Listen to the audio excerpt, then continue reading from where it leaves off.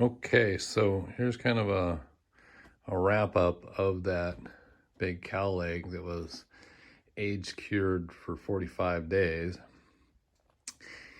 And as a kind of a wrap up video, things that I learned on it and from doing the last one I did too is the difference with the last one. I cleaned the bones really good.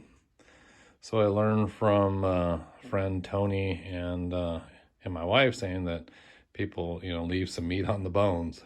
So I guess kind of like the old saying, leave some meat on the bone.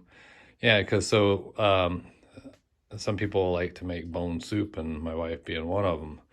So by leaving a bone or some meat on that bone, I'll cut those bones up with that Sawzall, and then they make a bone soup out of it, and that way it gives the flavor of the meat in the soup and all the good nutrition from the bone, because you've got a lot of that cartilage and stuff in it and the marrow inside. And so one of the things too is I'll have to cut that bone up so that marrow will come out into the soup. So in doing so, what I learned from that is, see these saw blades that you get here? Well, that paint rubs off on the bone.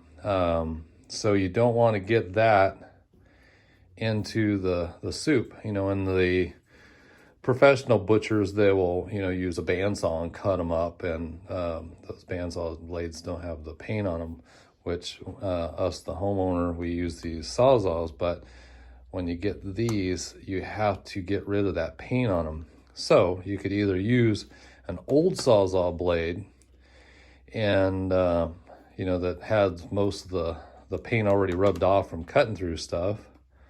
Or what I did was I had one that was a little old, so some of it was rubbed off.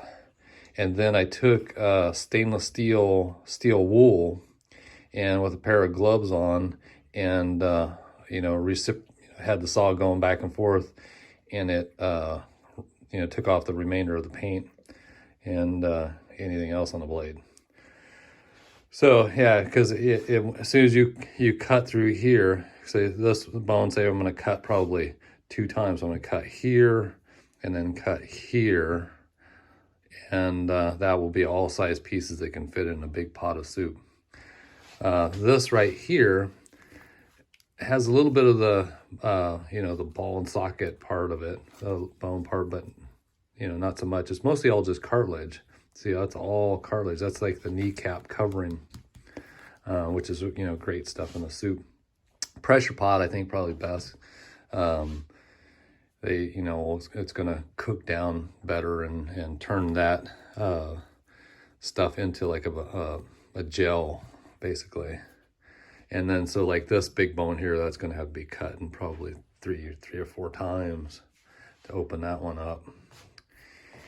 So, and then this one is like the spinal column here, so cut that one up several times, got some ribs on it. And this stuff right here is all like the trimmings off of it. So what I'm gonna do with that is just run it through that meat grinder right there.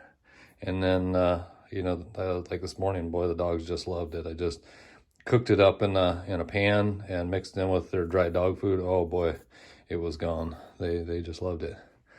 Oh, well, that was good stuff, wasn't it? It was, huh? Oh, you just ate the whole thing up. Yeah, that was good food, huh? Oh boy. Okay. So, anyways, that's kind of a wrap on it. And this is like a homeowner meat grinder. It worked okay. I noticed, like with regular meat like this, chunking it up and making hamburger meat out of it works great, no problem. But when you get to this stuff that's a little dried, especially like this one that's been, the surface meat that's dried out really hard, it kind of strains it. I had to ask my wife, say, hey, you just bought this off Amazon. How's the warranty on it? And she's like, oh, well, it's going to be up pretty soon. Let's think a couple more days. So I don't know. I think if you were doing it any like production wise, you might want to get a heavier duty meat grinder with a bigger motor on it. Probably at least like a 1 or 2 horsepower motor. That's just my suggestion on that. Well, good luck, and you know, for yourselves, if you don't raise cattle yourself, it's a good way of saving some money to buy like a half or a quarter of a cow, and then process the meat yourself. And two, it's phenomenal the difference with this dry aged beef. It's just so tender, just melts in your mouth. I mean, it's just, you know, night and day from just regular beef that you're going to buy that's, you know, fresh beef. Especially like, you know, the day that you kill it and you go cut off a slab off and you eat it, and it's like, oh man, it's like, you know, chewing, well, I think it's like chewing rubber, but it's just very chewy. So you'll definitely exercise your jaw chewing on fresh meat. But when it's aged like this, the enzymes just go to town, break it down, and make it just so much more tender, and the flavors come out much better too. All right, well, thanks for watching, and good luck and enjoy. Take care. Bye-bye.